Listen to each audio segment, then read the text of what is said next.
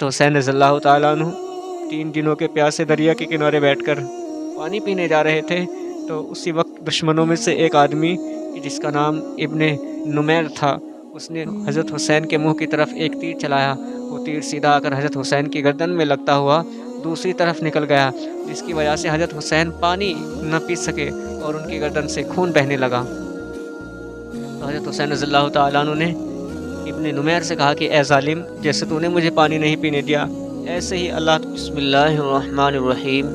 کربلا کے میدان میں حضرت حسین کا سر کاٹ کر دشمنوں کا لشکر اپنے بادشاہ یزید کے محل کی طرف چلا۔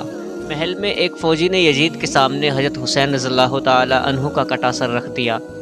حضرت حسین کا کٹا سر دیکھ کر یزید بہت خوش ہوا اور پھر اس نے اپنے ہاتھوں میں ایک چھڑی لے کر حضرت حسین کے سر پر ماری اور کہنے لگا کہ اے لوگو، دیکھ لو، جو بھی میری مخالفت کرے گا اس کا یہی انجام ہوگا۔ حضرت حسین رضی اللہ تعالیٰ عنہ کے سر کی ایسی بے حرمتی دیکھ کر دربار میں موجود ایک یہودی کہنے لگا کہ اے لوگو، میں حضرت داؤد علیہ السلام کی نسل سے ہوں اور 14 پشتوں کے بعد میرا نسب حضرت داؤد علیہ السلام سے ملتا ہے، اور ایک تم لوگ ہو کہ اپنے ہی نبی کے نواسے کا سر کاٹ دیا اور آج دربار میں بیٹھ کر اس کے ساتھ ایسی بے حرمتی کر رہے ہو۔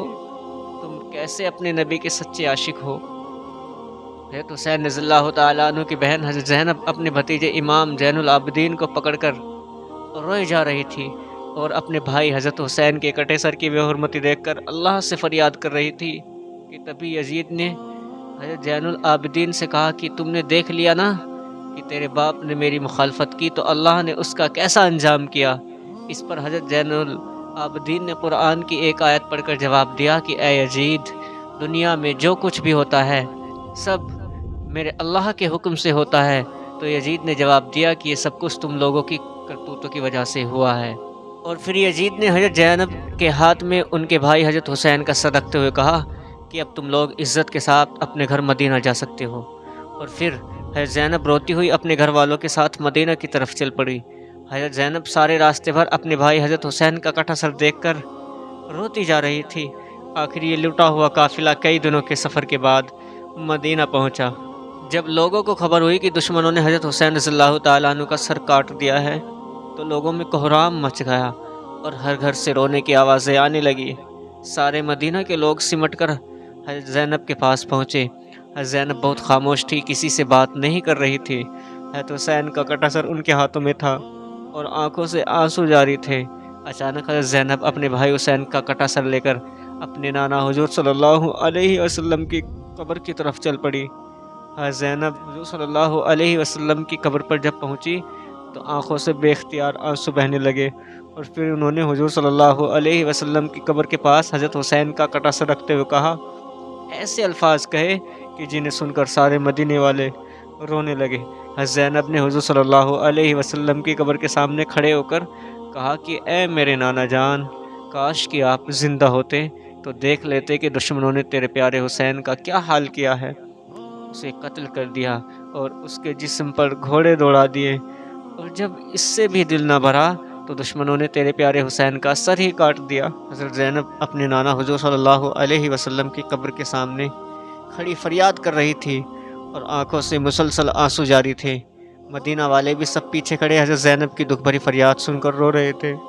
آخر شام ہوتے ہوتے حضرت حسین کا کٹا سر ان کی امی حضرت فاطمہ رضی اللہ تعالیٰ عنہ کی قبر کے بغل میں دفنا دیا گیا۔ جن لوگوں نے حضرت حسین رضی اللہ تعالیٰ عنہ کو اس بے دردی کے ساتھ قتل کیا تھا تو اللہ نے ان سبھی لوگوں کو اسی دنیا میں سزا دی۔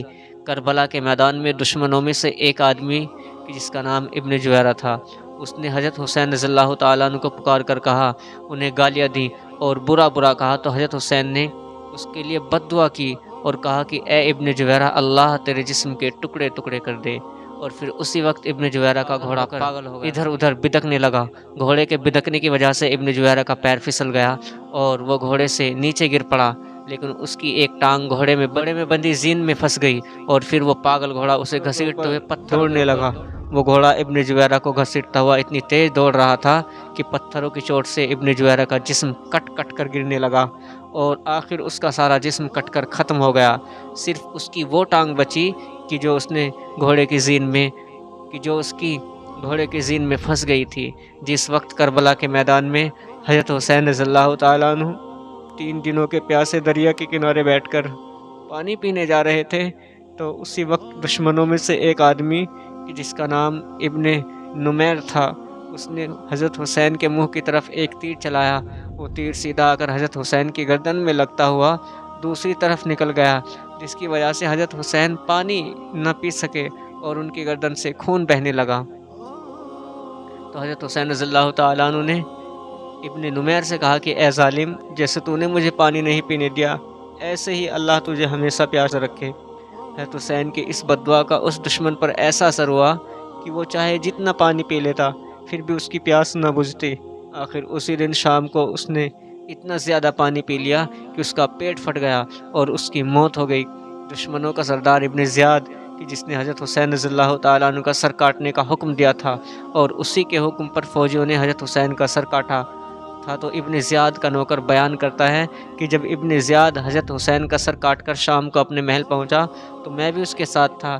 تو جیسے ہی اس نے محل کے اندر قدم رکھا تو اچانک سامنے سے ایک آگ کا شعلہ اس کی طرف لپکا۔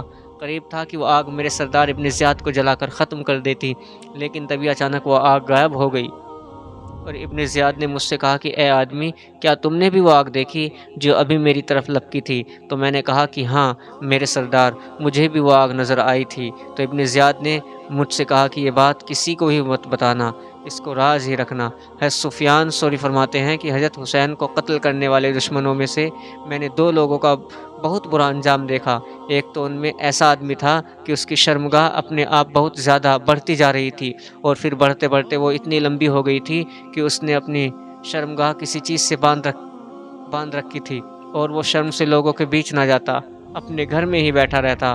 اور دوسرے آدمی کا انجام میں نے ایسا دیکھا کہ اس سے اتنی زیادہ پیاس لگتی تھی کہ وہ چاہے سارے دریا کا پانی پی لیتا پھر بھی اس کی پیاس نہ بجھتی۔ آخر ایک دن اس نے اتنا زیادہ پانی پی لیا کہ اس کا پیٹ ہی پھٹ گیا اور اس کی موت ہو گئی۔